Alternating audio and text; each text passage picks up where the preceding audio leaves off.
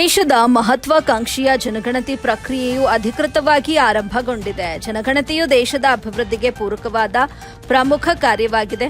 17 ವರ್ಷಗಳ ನಂತರ ನಡೆಯುತ್ತಿರುವ ಈ ಪ್ರಕ್ರಿಯೆಯಲ್ಲಿ ಸಾರ್ವಜನಿಕರು ನಿಖರವಾದ ಮಾಹಿತಿ ನೀಡುವ ಮೂಲಕ ಸಹಕರಿಸಬೇಕು.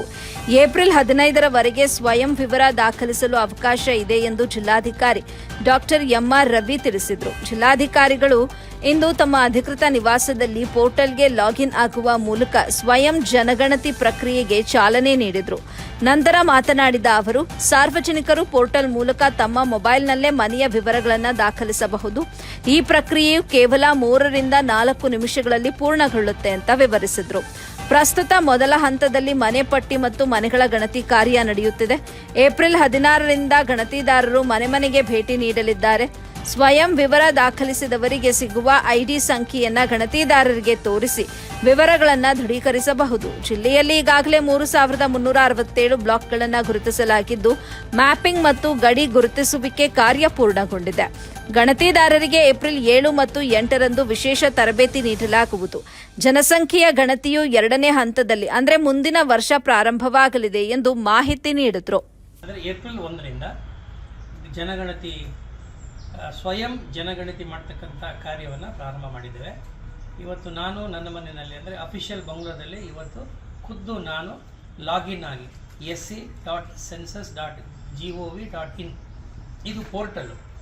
ಸೆನ್ಸಸ್ನ ಪೋರ್ಟಲ್ಗೆ ನಾನೇ ಸ್ವತಃ ಲಾಗಿನ್ ಆಗಿ ನನ್ನ ಮೊಬೈಲ್ನಲ್ಲಿ ಈ ಮನೆಗೆ ಸಂಬಂಧಪಟ್ಟಂಥ ಎಲ್ಲ ಮಾಹಿತಿಗಳನ್ನು ಕೊಟ್ಟಿದ್ದೇನೆ.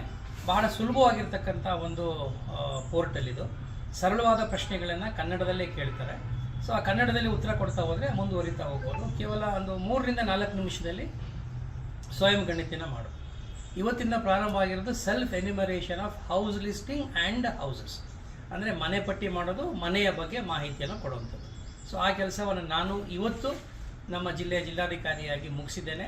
ನಮ್ಮ ಜಿಲ್ಲೆಯಲ್ಲಿರ್ತಕ್ಕಂಥ ಎಲ್ಲರೂ ಬಹುತೇಕರು ಯಾರಿಗೆಲ್ಲ ಮೊಬೈಲ್ ಇದೆ ತಾವು ಕೂಡ ಈ ಒಂದು ಪೋರ್ಟಲ್ಗೆ ಲಾಗಿನ್ ಆಗಿ ತಮ್ಮ ಮಾಹಿತಿಯನ್ನು ತಾವೇ ಸೆಲ್ಫ್ ಎನ್ಯುಮರೇಟ್ ಮಾಡ್ಕೋಬಹುದು. 16ನೇ ತಾರೀಕಿಂದ ಎನ್ಯುಮರೇಟರ್ಸ್ ನಿಮ್ಮ ಮನೆಗೆ ಬರ್ತಾರೆ. ಈಗ ನೋಡಿ, ನನಗೆ ಒಂದು ಐ ಡಿ ಬಂದಿದೆ ನಂಬರು. ನಾನು ಇಲ್ಲಿ ಮಾಡ್ಕೊಂಡಿದ್ದಕ್ಕೆ ನನಗೆ ಐ ಡಿ ಬಂದಿರೋದು H477800936626 ಅಂತ ಬಂದಿದೆ. ಇದು ನನಗೆ ಬಂದಿರತಕ್ಕಂಥ ಸೆನ್ಸಸ್ ಐ ಡಿ. ಈ ಐ ಡಿಯನ್ನು ನಾನು ಎನ್ಯುಮರೇಟರ್ ಬರ್ತಾರಲ್ಲ 16ನೇ ತಾರೀಕು ನಂತರ, ಆಗ ಅವರಿಗೆ ಕೊಟ್ಟರೆ ಏನಾದರೂ ಸಣ್ಣ ಪುಟ್ಟ ಕರೆಕ್ಷನ್ಸ್ ಇದ್ದರೆ ಅವತ್ತೂ ಮಾಡ್ಕೋಬಹುದು. ಇಲ್ಲ ಅಂದರೆ ಅವರು ಅದನ್ನು ಅಥೆಂಟಿಕೇಟ್ ಮಾಡ್ತಾರೆ. ನೀವೇನು ಸೆಲ್ಫ್ ಎನ್ಯುಮರೇಟ್ ಮಾಡಿದ್ದೀರಿ ಅದು ಕರೆಕ್ಟ್ ಆಗಿದೆ ಅನ್ನೋದನ್ನ ಅವರು ಅಥೆಂಟಿಕೇಟ್ ಮಾಡ್ತಾರೆ. ಸೊ ಈ ರೀತಿ ನಾವು ಈ ಒಂದು ರಾಷ್ಟ್ರದ ಪ್ರಮುಖವಾದಂಥ ಒಂದು ಕಾರ್ಯ ಇದು. ಸೆನ್ಸಸ್ ಅನ್ನೋದು ಎಷ್ಟೋ ವರ್ಷಕ್ಕೊಂದ್ಸರಿ ನಡೀತಕ್ಕಂಥದ್ದು. ಈ ಸರಿ 17 ವರ್ಷಕ್ಕೊಂದ್ಸರಿ ಬಂದಿದೆ. ಸೊ ಹಾಗಾಗಿ ಭಾಳ ಎಚ್ಚರಿಕೆಯಿಂದ ಜಾಗೃತರಾಗಿ ಪ್ರತಿಯೊಬ್ಬರೂ ನಿಖರವಾದ ಮಾಹಿತಿಯನ್ನು ಕೊಡೋದ್ರ ಮೂಲಕ ಈ ಸೆನ್ಸಸ್ನಲ್ಲಿ ಭಾಗವಹಿಸಬೇಕು. ಇವತ್ತಿಂದ 15ನೇ ತಾರೀಕುವರೆಗೂ ಸ್ವಯಂ ಆಗಿ ಅವರವರು ಅವರ ಮನೆಯಲ್ಲೇ ಕೂತ್ಕೊಂಡು ಮೊಬೈಲಿಂದ ಕೂಡ ಎನ್ಯುಮರೇಷನಲ್ಲಿ ಭಾಗವಹಿಸಬೇಕು.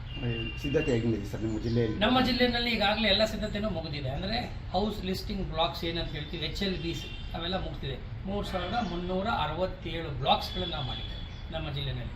ಅದಕ್ಕೆ ಇನ್ನೊಂದಷ್ಟು ಕೆಲವು ಅದಕ್ಕೆ ಬೇಕಾಗಿರ್ತಕ್ಕಂಥ ಮ್ಯಾಪಿಂಗ್ ಮಾಡೋದು ಮತ್ತು ಡಿಮಾರ್ಕೇಷನ್ ಮಾಡೋದೆಲ್ಲ, ಬೌಂಡ್ರಿ ಮಾಡೋದೆಲ್ಲ ಕೂಡ ಸಂಪೂರ್ಣ ಮುಗಿದಿದೆ. ಆ ಕಾರಣಕ್ಕಾಗಿ ಮತ್ತೆ ಈಗ ನೆಕ್ಸ್ಟ್ ನಾವು ನಮ್ಮ ಎನ್ಯುಮರೇಟರ್ಸ್ಗಳಿಗೆ ಟ್ರೈನಿಂಗ್ ಕೊಡ್ತೀವಿ. 7ನೇ 8ನೇ ತಾರೀಕಿಂದ ಒಂದು 3 ದಿನಗಳಿಗೆಲ್ಲ ಟ್ರೈನಿಂಗ್ ಕೊಟ್ಟು ಆ ಟ್ರೈನಿಂಗ್ ತಗೊಂಡಂಥ ಎನ್ಯುಮರೇಟರ್ಸ್ಗಳು 16ನೇ ತಾರೀಕಿಂದ ಮನೆಗೆ ಹೋಗಿ ಮನೆ ಪಟ್ಟಿಯನ್ನು ಮಾಡ್ತೀವಿ. ಈಗ ಮಾಡ್ತೇವೆ ಬರೀ ಮನೆ ಗಣತಿ, ಮನೆ ಪಟ್ಟಿ ಮಾತ್ರ. ನಾವಿನ್ನೂ ಕೂಡ ಪಾಪ್ಯುಲೇಷನ್ಗೆ ಹೋಗಿಲ್ಲ. ನಾನು ಹಿಂದೆ ಕೂಡ ಹೇಳಿದ್ದೀನಿ, ಸೆನ್ಸಸ್ ಅನ್ನೋದು 2 ಹಂತದಲ್ಲಿ ಆಗುತ್ತೆ. ಈಗ ನಾವು ಮಾಡ್ತಾ ಇರ್ತಕ್ಕಂಥದ್ದು ಮೊದಲನೇ ಹಂತ. 16ರಿಂದ ಶುರುವಾಗೋದು ಮೊದಲನೇ ಹಂತ.